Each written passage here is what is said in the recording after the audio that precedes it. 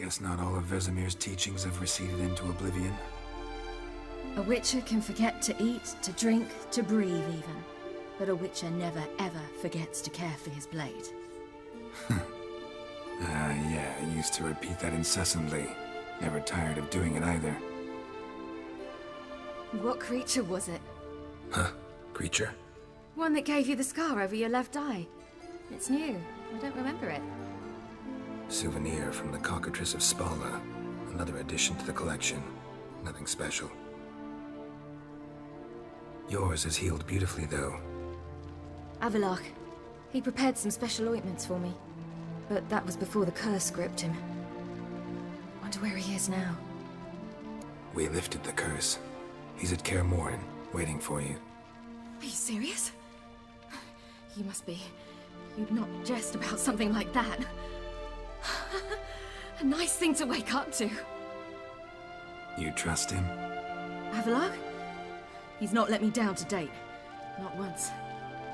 How'd you ever start traveling with Avallac'h?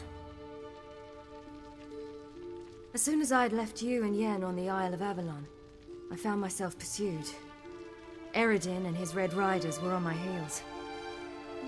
I fled through many worlds, many times. They came very close to catching me once. It was then that Avallac'h appeared, out of nowhere.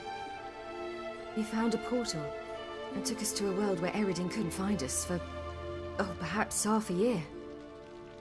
So why'd you return? I thought the hunt had lost my scent for good. I thought I was safe. Besides, I wanted to find you. You and Yennefer. You were looking for us, we were looking for you. Times I thought you were just a step away. Other times, felt like I was going around in circles. I'm not surprised. There were times I fled pell-mell headfirst and forward. So tell me how it happened, step by step. Eredin located us mere moments after we landed on Ard Skellig. Soon after, he and his riders surrounded us. I thought it was over, the end. Turned out Eredin had other plans. He produced the phylactery, uncorked it. A fog enveloped us, and Avallac'h began gasping for air. That's how Eredin cursed Avallac'h, triggered his transformation into Uma? Yes. He didn't wish to kill him. Humiliation, that's what he was after. But Avallac'h refused to succumb without a fight. He cast a spell that wrought havoc in the hunt's ranks. And in a full half of a forest on Ard Skellig. Yet it also gave us time to flee. Avallac'h opened a portal. I leapt in. He was supposed to follow right behind me, but something went awry. Impaired by the curse, he failed to reach the portal in time. We had agreed that if anything went wrong and we were separated, we would meet at his hideout in Velen. But you failed to meet there. Yes, we failed to. Once through the portal, instead of at Avallac'h's hideout, I landed right in the middle of Crookback Bog. I barely escaped the crones. And then there was the Baron. You know he took me hunting. I killed a wild boar with my sword. I heard. A coincidence, really. I had no desire to hunt that day, but it felt wrong to refuse. I'd taken nothing remotely resembling a hunting weapon. I simply hadn't intended to hunt. I was wandering through the forest, breathing deep the air. And then I heard a strange sound. Unsettling. Boar attacked you? Mm-hmm. Big as a bison, and lumbering straight at me. And all I had was my sword. Had to manage. Did just fine, judging by how the Baron's men remember it. Simple soldiers, the whole lot. But we got along splendidly. A shame I had to leave. Flee. But I didn't want to bring the wild hunt down on them. Apart from which, I knew by then the curse was progressing. So instead of looking for Avallac'h, I decided to find you and Yen. So how'd you even meet a man like Whoreson Jr.? You and Yennefer were nowhere to be found, and I needed someone who could fix the phylactery. No ordinary craftsman would do. I needed a mage, one with extraordinary powers. Dandelion took it upon himself to help me. It was as if his honor depended on it. He arranged a meeting with a mage, but it proved a trap set by the temple guard. Failed to mention that. probably didn't want to worry you. Later, we learned the guard did that sort of thing regularly, in the hope of nabbing anyone who collaborated with mages. We needed to find another way. That was clear. Then Dandelion said he knew a man who owned a piece of Novigrad, as he put it, could do more than others. He was certain to know someone who could fix the phylactery. Orson Jr. Mm-hmm. I suspected it might not be the best idea, but I was desperate. I had no choice. You suspected right. Orson was not the ideal partner in crime. Damned simpleton got it in his head that we cheated him and kidnapped Dudu. Who you promptly freed only to have to flee to Temple Isle. Great idea. We hadn't planned it. Had no time to consider. We just bolted. I didn't even realize the guardsmen were driving me into a trap. Suddenly there I was, and I knew I had to disappear. At once. And that's when you landed back in Skellige. The shore of Hindisfjall. The first pleasant place that came to mind. Hjalmar and I used to swim there. Wait, so you actually wound up there by accident?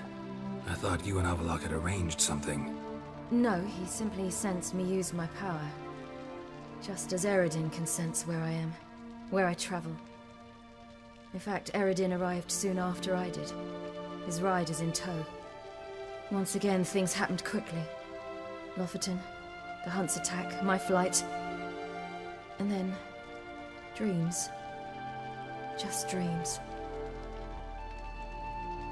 What did you dream? I've had nothing but nightmares lately. Pretty horrible. Likewise, for the most part. In one, a monster grown from a stillborn child chased you. Ugh, that was horrible. I had a few nice dreams. For example, in one we sat around a fire, drinking good wine, and all around people danced and laughed. I like that one a lot better. Me too. But these dreams, and the others, ended in some tower. No matter what I dream, in the end, I would enter a tower. Recognize it? Know where it might be? Not sure. I don't think so, but there was something familiar about it. And something terrifying. The tower was stark and dead. But at the same time, I felt I had to enter it. Did you? No. Dreams all ended with me searching for the entrance. And the last time, instead of the tower, I saw your grizzled face. If not for the scar over your eye, I'd have thought I was still dreaming. I was afraid you were dead. Found some dwarves here. Said they'd try to wake you, but you were cold as ice and you weren't breathing. And yet you came in. Who listens to dwarves these days? Speaking of which, they're probably getting antsy. We should go. Got a boat on the beach. Once we land, we'll head for Kaer Morhen. On horseback. Right. Conventional means of travel. They're just better. Though a portal would be quicker. And draw Eredin to us immediately. Rather not risk it. Besides, I hate portals.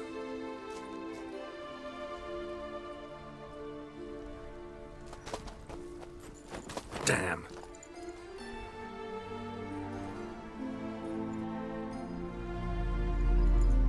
Listen, we gotta think of a way to...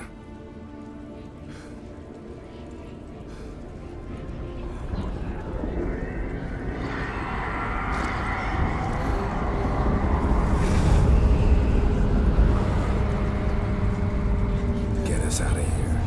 They'll know where we've gone. They'll know how to find me. They already do. Ciri, take us home.